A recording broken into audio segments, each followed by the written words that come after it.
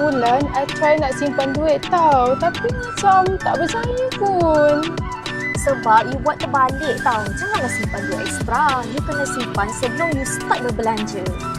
Simpan dulu sebelum berbelanja. Biar simpanan tu jadi keutamaan. Hayu, inilah cara mudah dia. You auto transfer 10 ke 20% gaji you ke akaun simpanan dulu. Mudah kan?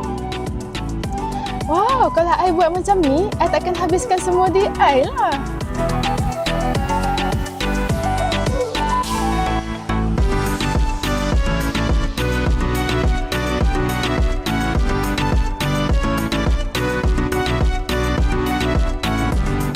Buat turun aplikasi, dapatkan ganjaran khas, beli belah dengan lebih jimat dan bijak.